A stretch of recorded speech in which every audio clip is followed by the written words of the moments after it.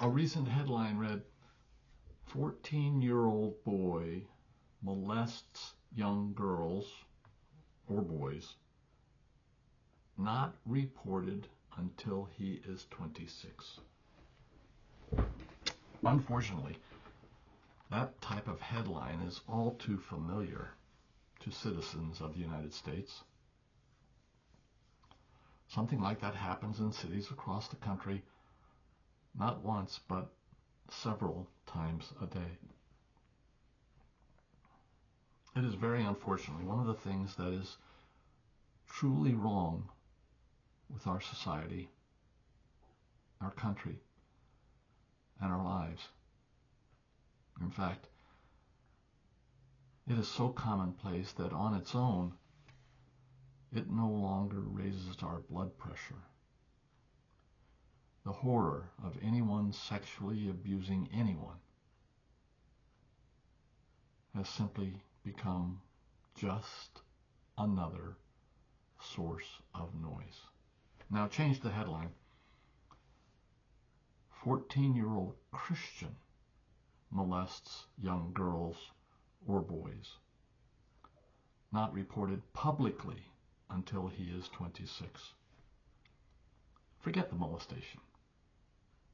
Now we have a real headline that grabs TV reporters and floods the airwaves 24/7. Because the story is not about the molestation. It is about hypocrisy of someone who has spoken against abortion or against homosexuality and gay marriage, or has publicly professed that by his or her faith he is called to behave in conformance to a higher standard. The headlines and stories in the second case may choose to ignore the molestation and focus instead on the universally accepted failing to speak one way and act another. The failing of hypocrisy. Now, through my life, I have never met anyone who was not a hypocrite, Christian or non-Christian. So I'm afraid that I tend to see hypocrisy as simply a human condition, a failing from which we all suffer.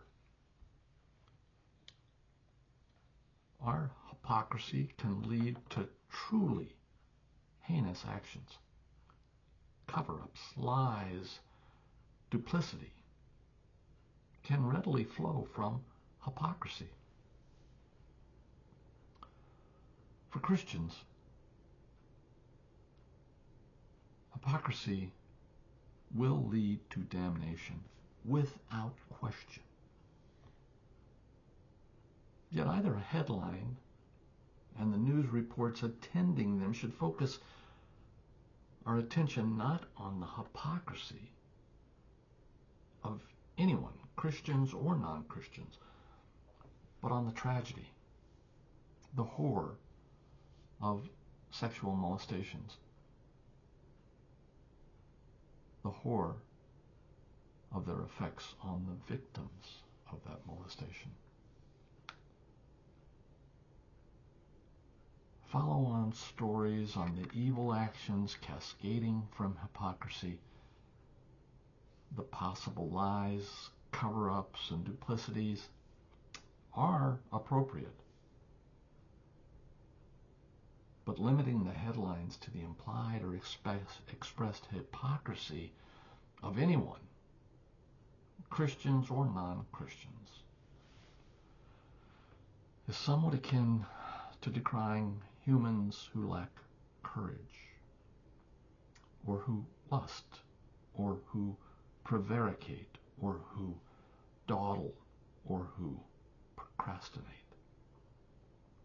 People who are hypocrites are simply being people.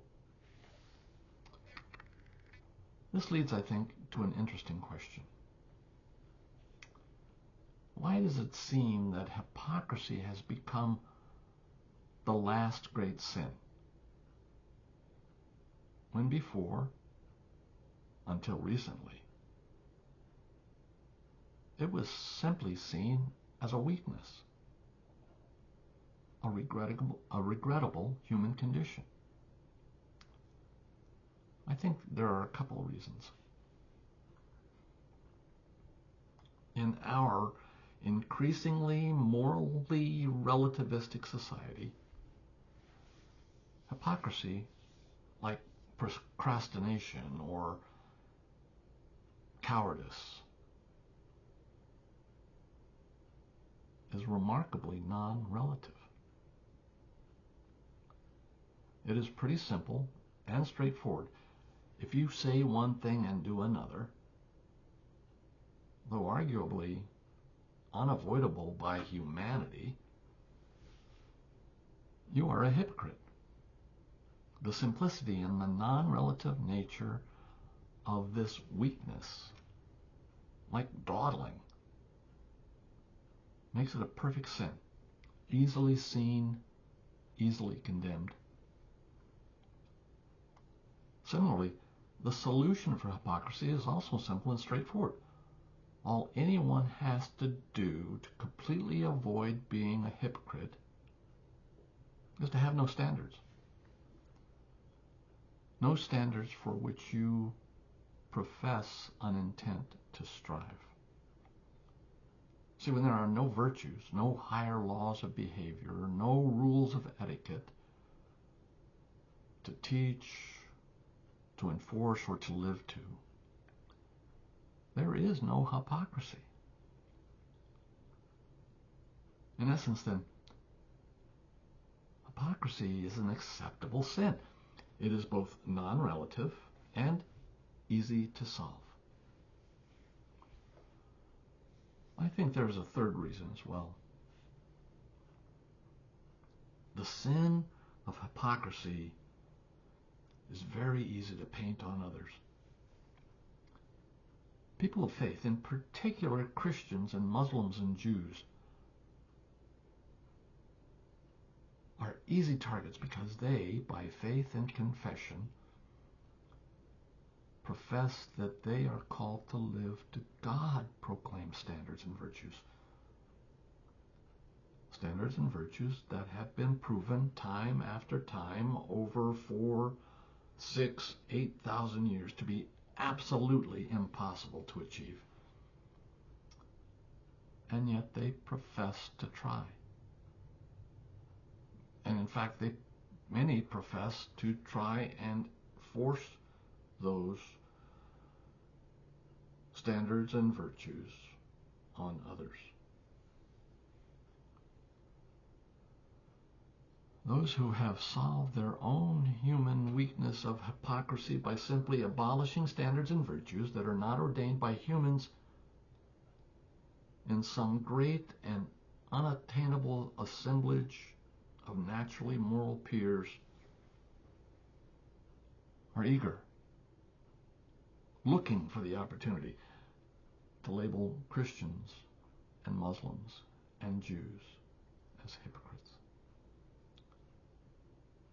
Finally, I think that unfortunately many Christians have made themselves and all Christians easier targets because they have professed that their faith gives them a mystical power to live in accordance with the standards and virtues they profess. Moreover, many sometimes profess that those without faith are incapable of living lives as virtuous as those with faith have achieved. Hence, through their hubris, Christians become thrice damned as hypocrites, when those mystical powers are not nearly enough to prevent them from acting merely as people have always acted. It is the reality that the Holy Spirit can provide the power to avoid sin only when I am truly subordinate to that power in my life, which is, of course, as it is for all Christians and Muslims and Jews, very rarely. Am I a hypocrite? Yes, I am.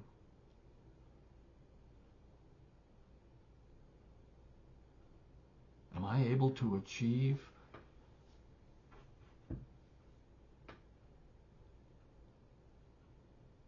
the standards laid out for me by God? No, I am not.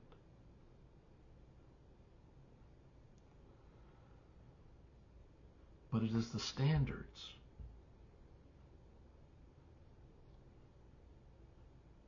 the values, the virtues